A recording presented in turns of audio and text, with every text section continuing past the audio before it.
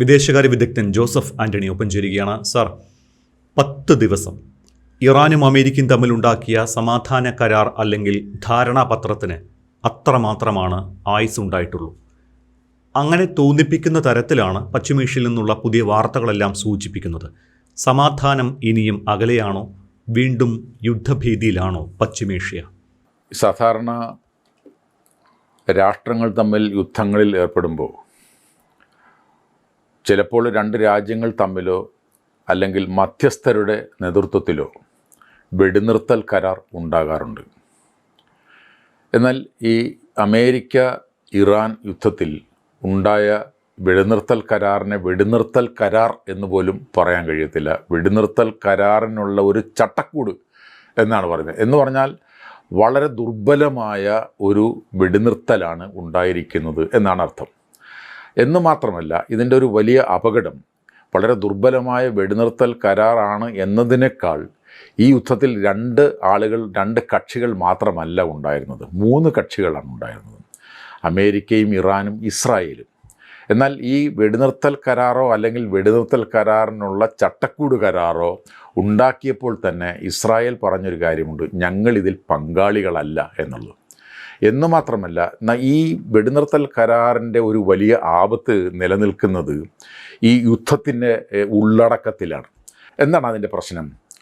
ഇതിൻ്റെ പ്രശ്നം അമേരിക്കയും ഇസ്രായേലും ഇറാനെതിരെ യുദ്ധം ആരംഭിച്ചത് അല്ലെങ്കിൽ യുദ്ധം നടത്തിയത് 2 പ്രത്യേക ലക്ഷ്യങ്ങൾ വെച്ചുകൊണ്ടാണ്. സാധാരണഗതിയിൽ ഒരു യുദ്ധം എന്ന് പറയുന്നത് ഒരു സമാനമായ ലക്ഷ്യം നേടുക എന്നതിന് വേണ്ടിയിട്ടാണ് യുദ്ധം നടക്കുക മറ്റൊരു രാജ്യത്തിനെതിരെ. എന്നാൽ അമേരിക്കയും ഇസ്രായേലും 2 ലക്ഷ്യങ്ങൾ വെച്ചുകൊണ്ടാണ് ഈ യുദ്ധത്തിന് ഇറങ്ങി പുറപ്പെട്ടത്.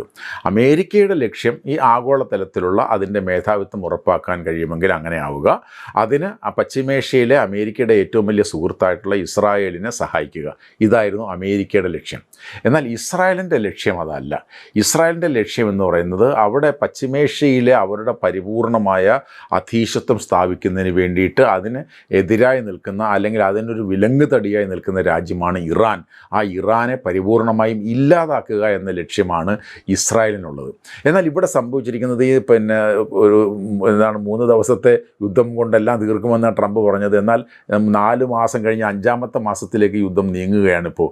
അപ്പോൾ അങ്ങനെയുള്ളൊരു സാഹചര്യത്തിലും യുദ്ധം തീരാതെ വന്നപ്പോൾ എങ്ങനെയെങ്കിലും യുദ്ധം തീർത്താൽ മതി എന്ന നിലപാടിലേക്ക് അമേരിക്കൻ പ്രസിഡന്റ് വരികയും, എന്നാൽ ഒരു കാലത്തും യുദ്ധം തീരരുത്, ഇറാനുമായിട്ടുള്ള യുദ്ധം തീരരുതെന്ന് ആഗ്രഹിക്കുന്ന ഇസ്രായേൽ വേറൊരു പക്ഷത്ത് നിൽക്കുന്നു എന്നുള്ളതുകൊണ്ടാണ് ഇപ്പോഴുണ്ടാക്കിയ കരാർ ഇത്രമാത്രം ദുർബലമായ കരാറായത്. അതുകൊണ്ട് തന്നെയാണ് നമ്മളിപ്പോൾ ഈ റെക്കോർഡ് ചെയ്യുന്ന സന്ദർഭത്തിൽ പോലും അമേരിക്ക ഇറാനെ ആക്രമിക്കുന്നുണ്ട്, ഇറാൻ അമേരിക്കയുടെ പശ്ചിമേഷ്യയിലെ കുവൈറ്റ്, ബഹ്റിൻ മുതലായ അമേരിക്കൻ താവളങ്ങളെ ആക്രമിക്കുന്നുണ്ട്. അങ്ങനെ ഒരു ദുർബലമായ, എന്നാൽ അതേസമയം തന്നെ മധ്യസ്ഥ ചർച്ചകൾ നടക്കുകയും ചെയ്യുന്നുണ്ട്. അപ്പോൾ ഈ തരത്തിൽ വളരെ ഈ മെമ്മറാണ്ടം ഓഫ് അണ്ടർസ്റ്റാൻഡിംഗ് ആണോ മെമ്മറാണ്ടം ഓഫ് മിസ്അണ്ടർസ്റ്റാൻഡിംഗ് ആണോ ഇത് എന്നുള്ള തരത്തിൽ അറിയാൻ പറ്റാത്ത തരത്തിലുള്ള ഒന്നായി ഇത് മാറിയിട്ടുണ്ട്. അതാണ് ഇതിൻ്റെ പ്രശ്നം. അതുകൊണ്ട് തന്നെ ഈ കരാർ ഉണ്ടായി എന്നുള്ളത് കൊണ്ട് യുദ്ധം അവസാനിക്കുന്ന ഒരവസ്ഥയിലേക്ക് കാര്യങ്ങൾ പോകുന്നില്ല എന്നുള്ളതാണ് ഇതിൻ്റെ ഒരു വലിയൊരു കോൺട്രഡിക്ഷൻ. ഇവിടെ ഇത്തവണ ആദ്യം ആക്രമണം നടത്തിയത് ഇറാനാണ്.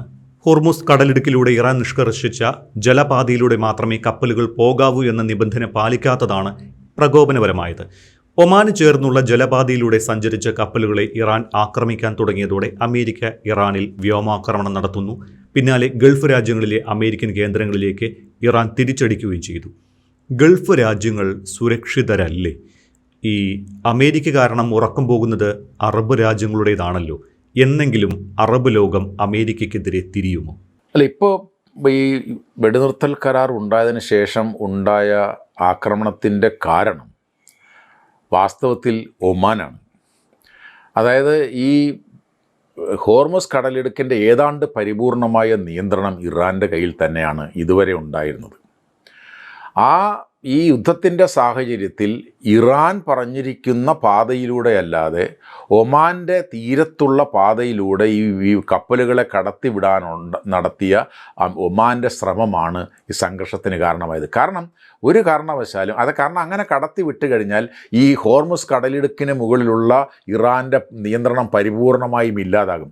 അവരുടെ കയ്യിലുള്ള ഇറാൻ എന്ന് പറയുന്ന രാജ്യത്തിൻ്റെ കയ്യിൽ ആകെയുള്ള പിടിവള്ളി ഇസ്രായേലിനെതിരെയും അമേരിക്കയ്ക്കെതിരെയുമുള്ള ആകെയുള്ള പിടിവള്ളി ഹോർമുസ് കടലിടുക്കാണ്. അതിനെ സറണ്ടർ ചെയ്താൽ ഇറാൻ ഇല്ല പിന്നെ.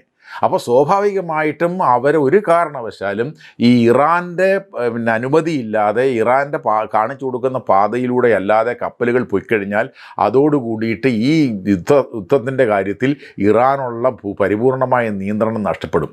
അതൊരിക്കലും അനുവദിക്കാൻ അവർക്കാവില്ല എന്നുള്ളത് കൊണ്ടാണ് ഇറാൻ ഈ ഒമാൻ്റെ തീരത്തൂടെ കപ്പലുകളെ കടത്തിവിടാനുള്ള ശ്രമം നടന്നപ്പോൾ ആ കപ്പലുകളെ ആക്രമിക്കാതിരിക്കാൻ ഒരു ഇറാൻ ആവില്ല ഇപ്പോഴത്തെ സാഹചര്യത്തിൽ. അതാണ് അതിൻ്റെ കാര്യം. അപ്പോൾ അങ്ങനെയുള്ള ഒരു സാഹചര്യത്തിൽ തീർച്ചയായിട്ടും ഇറാൻ ആക്രമിക്കുന്നു. ഇറാനെ ഉടൻ തന്നെ അമേരിക്ക ആക്രമിക്കുന്നു. അവർ തിരിച്ച് അമേരിക്കൻ കേന്ദ്രങ്ങളെ ആക്രമിക്കുന്നു. ഇതുകൊണ്ടുണ്ടാകുന്ന നഷ്ടം പ്രധാനമായിട്ടും ഒന്നെന്ന് പറയുന്നത് നമുക്ക് എല്ലാവർക്കും അറിയാം. വളരെ വലിയ നാശം അമേരിക്ക ഇറാന് വേണ്ടി വരുത്തി വെച്ചിട്ടുണ്ട് എന്നുള്ളത് എല്ലാവർക്കും അറിയാം. അതോടൊപ്പം തന്നെ നമ്മൾ മനസ്സിലാക്കേണ്ട പ്രധാനപ്പെട്ട കാര്യം, ഈ അമേരിക്കയുടെ പശ്ചിമേഷ്യയിലെ പ്രധാനപ്പെട്ട ഈ സൈനിക താവളങ്ങൾക്കെല്ലാം വളരെ വലിയ തോതിൽ നാശനഷ്ടം ഉണ്ടായിട്ടുണ്ട്. അതുപോലെ തന്നെ ഇസ്രായേലിന് വലിയ നാശനഷ്ടം ഉണ്ടായിട്ടുണ്ട്. പശ്ചിമേഷ്യയിലെ, അതായത് പശ്ചിമേഷ്യൻ രാജ്യങ്ങളുടെ എല്ലാം സമ്പദ് വ്യവസ്ഥ, പ്രധാനപ്പെട്ട രാജ്യങ്ങളുടെ എല്ലാം സമ്പദ് വ്യവസ്ഥ ആ രാജ്യത്തിൻ്റെ എണ്ണ കയറ്റുമതിയുമായി ബന്ധപ്പെട്ടാണ്. ഖത്തറിൻ്റെ ഗ്യാസ് കയറ്റുമതി ചെയ്യുന്ന കേന്ദ്രത്തിനെതിരെ വലിയ ആക്രമണം ഉണ്ടായത്. അപ്പോൾ അതൊക്കെ ഇനി ശരിയായി വരാൻ തന്നെ എത്ര നാളെടുക്കും. അപ്പോൾ സ്വാഭാവികമായിട്ടും ഈ നഷ്ടം ഉണ്ടാകുന്നത് ആവർത്തിക്കാൻ ഇനി പശ്ചിമേഷ്യൻ രാജ്യങ്ങൾക്ക് കഴിയില്ല. അതുകൊണ്ട് തന്നെ പശ്ചിമേഷ്യൻ രാജ്യങ്ങൾ അമേരിക്കയോട് വളരെ ശക്തമായ സമ്മർദ്ദം ചെലുത്തിയതിൻ്റെ ഫലമായിട്ടാണ് ഒരു കാരണം ഈ അമേരിക്ക ഈ യുദ്ധം അവസാനിപ്പിക്കാൻ നിർബന്ധിതമായത്. അമേരിക്കയുടെ ആഭ്യന്തര രാഷ്ട്രീയം, അവിടുത്തെ സാമ്പത്തിക പ്രതിസന്ധികളും അവിടെ വരാൻ പോകുന്ന തെരഞ്ഞെടുപ്പൊക്കെ ഘടകങ്ങളാണ്. ഞാൻ പറഞ്ഞു വരുന്നത് പശ്ചിമേഷ്യൻ രാജ്യങ്ങളുടെ സമ്മർദ്ദം കൂടി ഇക്കാര്യത്തിൽ ഉണ്ടായിട്ടുണ്ട്. എന്ന് മാത്രമല്ല, ഇനിയും ഒരു യുദ്ധം ആ മേഖലയിൽ ഉണ്ടാകാൻ അനുവദിക്കാൻ കഴിയാത്ത സാഹചര്യത്തിലാണ് പശ്ചിമേഷ്യൻ രാജ്യങ്ങൾ നിൽക്കുന്നത്. അതുകൊണ്ട് ഈ എന്താ പറയുന്നത്, പശ്ചിമേഷ്യൻ രാജ്യങ്ങൾ ഏതെല്ലാം തരത്തിൽ ഈ യുദ്ധം അവസാനിപ്പിക്കാൻ കഴിയുമോ അതിനു വേണ്ടിയിട്ട് അവർ ശ്രമിക്കും. അതിനു വേണ്ടിയിട്ട് ഇപ്പോൾ തന്നെ UAE ഇറാനുമായിട്ട് അവർ പരസ്പരം ചില ചർച്ചകൾ നടക്കുകയും ചില ധാരണകൾ എത്തുകയും ചെയ്തിട്ടുണ്ട്. സൗദി അറേബ്യ ഇറാനുമായിട്ട് ചർച്ചകൾ നടത്തുകയും ചില ധാരണകൾ എത്തുകയും ചെയ്തിട്ടുണ്ട്. അതായത് യുദ്ധം അവസാനിച്ച് കഴിഞ്ഞാൽ അവിടുത്തെ വികസന പ്രവർത്തനങ്ങളെ സഹായിക്കാം എന്ന തരത്തിലുള്ള കരാറുകളിലേക്ക്, ഈ സംസാരിച്ചുള്ള ധാരണകളിലേക്ക് എത്തിയിട്ടുണ്ട്. അപ്പോൾ അതാണ് അവിടുത്തെ പ്രശ്നം. കാരണം വെച്ചാൽ അമേരിക്കയുടെ ആഗോള രാഷ്ട്രീയത്തിൻ്റെ ഇരയായി മാറാൻ പശ്ചിമേഷ്യൻ രാജ്യങ്ങൾ തയ്യാറല്ല എന്നൊരവസ്ഥയുണ്ട്. ഇസ്രായേലാണ് പ്രദേശത്തെ സമാധാന ഭഞ്ജകൻ എന്നൊരു തിരിച്ചറിവിലേക്ക് പശ്ചിമേഷ്യൻ രാജ്യങ്ങൾ വന്നിട്ടുണ്ട്. അതുകൊണ്ട് ഈ ഒരു തിരിച്ചറിവ്, അതായത് ഒരു ആഗോള രാഷ്ട്രീയത്തിൽ ഇത്തരമൊരു തിരിച്ചറിവ്, പ്രത്യേകിച്ച് പശ്ചിമേഷ്യയിലെ രാഷ്ട്രീയത്തിൽ ഇത്തരമൊരു യാഥാർത്ഥ്യത്തിലേക്കുള്ള തിരിച്ചറിവിലേക്ക് പശ്ചിമേഷ്യൻ രാജ്യങ്ങൾ വന്നിട്ടുണ്ട്. അതുകൊണ്ട് തന്നെ നമുക്കെല്ലാവർക്കും അറിയാം, യുദ്ധം നടന്ന സന്ദർഭത്തിൽ ആക്രമണങ്ങളെല്ലാം ഏറ്റുവാങ്ങിയത്, ഇറാൻ്റെ ഭാഗത്തു നിന്നുള്ള ആക്രമണങ്ങളെല്ലാം ഏറ്റുവാങ്ങിയത് പശ്ചിമേഷ്യൻ രാജ്യങ്ങളാണ്.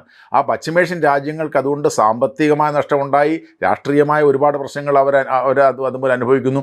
എന്ന് മാത്രമല്ല, അമേരിക്കയെ വിശ്വസിച്ചുകൊണ്ട് അവരുടെ സുരക്ഷാ കുട ഉണ്ടാകും ഞങ്ങളുടെ സംരക്ഷണത്തിന് എന്ന് കരുതിയെങ്കിൽ യാതൊരുവിധ സംരക്ഷണവും അവർക്ക് കിട്ടിയില്ല എന്നുള്ള തിരിച്ചറിവിലേക്കും വന്നിട്ടുണ്ട്. അതുകൊണ്ട് അമേരിക്ക എന്ന് പറയുന്ന രാഷ്ട്രത്തെ വിശ്വസിച്ചുകൊണ്ട് ഇനി മുന്നോട്ട് പോകാൻ കഴിയില്ല, ബദൽ മാർഗ്ഗങ്ങൾ അന്വേഷിക്കണം എന്നുള്ള തരത്തിലേക്ക് കാര്യങ്ങൾ വന്നിട്ടുണ്ട്. അതുകൊണ്ട് അമേരിക്കക്കെതിരായി ഈ പശ്ചിമേഷ്യൻ രാജ്യങ്ങൾ പോകുന്ന ഘട്ടം ഉണ്ടായില്ല എങ്കിൽ പോലും അമേരിക്ക എന്ന് പറയുന്ന രാജ്യത്തിലുള്ള വിശ്വാസം അവർക്ക് കുറയുകയും അവർ ബദൽ മാർഗ്ഗങ്ങൾ, ഒരുപക്ഷെ പശ്ചിമേഷ്യൻ രാജ്യം ഇറാൻ ഉൾപ്പെടെയുള്ള രാജ്യങ്ങളെ കൂടിച്ചേർത്തുകൊണ്ട് പശ്ചിമേഷ്യയിലെ അവരുടേതായിട്ടുള്ള ഒരു സഖ്യം തന്നെ ഉണ്ടായിക്കൂടായില്ല. ആ തരത്തിൽ കാര്യങ്ങൾ മുന്നോട്ട് പോകാനുള്ള സാധ്യതയുണ്ട്.